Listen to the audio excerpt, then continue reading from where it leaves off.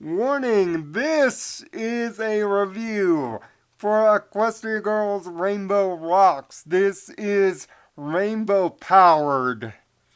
No audio video clips from the movie, which you can find on YouTube for some odd reason, is being used in the making of this video, seeing that they belong to Hasbro Studios and DHX Media. Keep in mind, the movie is still in theaters. If you can find it in your area, which I could not, please do so and see it in the theaters, or you can wait for its airing on Discovery Family October 17th if you are not ready yet to see this review. I will try to keep the spoilers light. Thank you.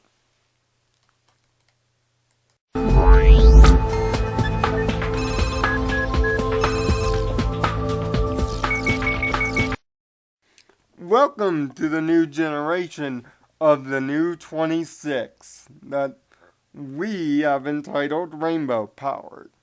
The first of which is the sequel and follow-up to Equestria Girls, a movie last year that had the fan base divided. Some liked it, some thought it was blasphemy upon ponykind. But now nearly a year later, Equestria Girls is back with a musical themed follow-up. Is it any good? Well, I can tell you unequivocally upon watching it and just finished watching it just now, the answer is indeed an emphatic yes. Now, if you missed my original Equestria Girls review, I will have an annotation right here and probably before the intro to get you to it. But on to the movie. The sequel obviously is continuity, seeing that it takes place just slightly after the events of the fall of Tyrek at the end of season 4 and the birth of Rainbow Power. Shimmer is still having a hard time adjusting to being good, and the rest of the classmates of Canterlot High won't seem to let her off the hook, seeing that she, spoilers for the first movie, became a harpy and almost turned the entire high school into a zombified teenage army.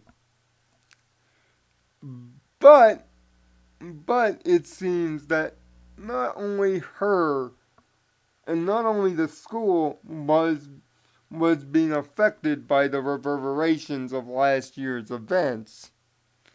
3 mysterious somebodies also saw the elements of harmony do their thing. 3 very particular girls. Dazio Dazzle, Sonata, and somebody that I'll just call Blaze, seeing that she doesn't do much in this movie. She's more of the agreeing mouthpiece, while Sonata is the goofy out there one, and Dagio is the one calling the shots, obviously. When I look at these 3, I'm reminded of the Misfits from the 80s series Gem and the Holograms, because they practically act the same, although they have one very dark secret. One that once they show up in Canterlot High, Shimmer is not too sure they're on the up and up. So what's the big occasion? Well, there's a musical talent show taking place at the school in which everybody is involved. But thanks to these 3 and their influences, it becomes a battle of the bands. What about our Harmony 6? Well, 5 of the Harmony 6 have formed a band known as the Rainbooms. You can obviously tell this is all Rainbow Dash's doing. With her on lead vocals and guitar, Fluttershy doing the tambourine and writing the songs, Rarity doing all the, well, costumes, and Applejack on the bass, while Pinky's on the drums. If you watch the shorts, you already know how each of them got their spots. A notation that review will probably be right here. But when these three show up and are on normal, Shimmer remembers a book that she was given by our Princess Trollface. And she remembers that anything she wrote in it crossed dimensions. This is the setup to bring Archway back into this world. And she does it in a rather Twilight fashion, building a, slight spoiler, scientific magical portal. Okay, Twilight, if you weren't the girl of my dreams by now, you are most certainly it. A magical Stargate? Really? Uh-huh. So, Archway ends up popping up to fix the problem of the three mysterious girls. Let's just say Greek mythology is involved. And the Battle of the Bands takes place with, of course, the good guys and the bad guys leading up to a final climactic showdown. But, okay, now that we've given you the basic synopsis of the film, how is it? Well, as sequels go, this is vastly improved. In fact, it is the movie that is needed here. Every bit of the plot in this movie is set up, executed, and done well. Nothing about this movie, except for maybe the last few minutes of it, feels rather rushed. But every major plot point and every major character involved is set up cleverly, well, and given space, especially our three new villains calling themselves as a group the Dazzles. The Dazzles serve their villainous purpose using the many musical tracks that adorn this movie. By the way, well done, Daniel Ingram, again on the soundtrack. Track to push their agenda. And trust me, if you felt a slight lack in the music department the last time we were through the mirror, then you'll be happy to know this thing is loaded with musical tracks all around. 7 if you count them all together. And some of them are pretty darn catchy. Of course, as you would expect from anything MLP related, the voice acting goes without saying. It is beyond top notch, even with the new characters being surprisingly well voice acted here. For those who didn't like Flash Century bumping up the whole movie, you'll be happy to know that he's used more effectively here. And less a part of the plot and more just an observer and part of the overall aesthetic. Flash isn't forced into scenes like in the previous movie, which is a total plus. Also, Also, a lot of the time of this movie is spent in the Equestria girls' world. There's only really one scene in Equestria proper, and that's to get Twilight to where she needs to. Practically, that's it. And plus, there is a neat little continuity nod with Twi getting all the books from the old castle library into her new digs.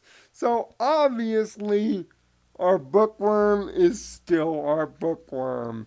And yes, there are moments of extreme twilighting and references all throughout the entire movie to season 4 events and the references to the previous movie. In fact, there's so many. Well, Shimmer was evil once put downs in this movie. You almost want to slap somebody. Trust me, I counted. There are 13 moments in this movie where it is reminded that Shimmer was evil once. Trust me, if you join me for magical studies, I'll get more into detail about the certain themes and certain things in this movie. That's what magical studies is for, deeper analytics. But as far as the movie goes, it's much more well paced, much more fun, and the music is catchy. Everything has a purpose, and there isn't really a down scene to be spoken of, except for the use of vinyl scratch in this movie. Vinyl was heavy in the advertisement for the actual movie, but she only has one or two scenes in the end where she ends up helping our good band win the day. Other than that, she isn't used here.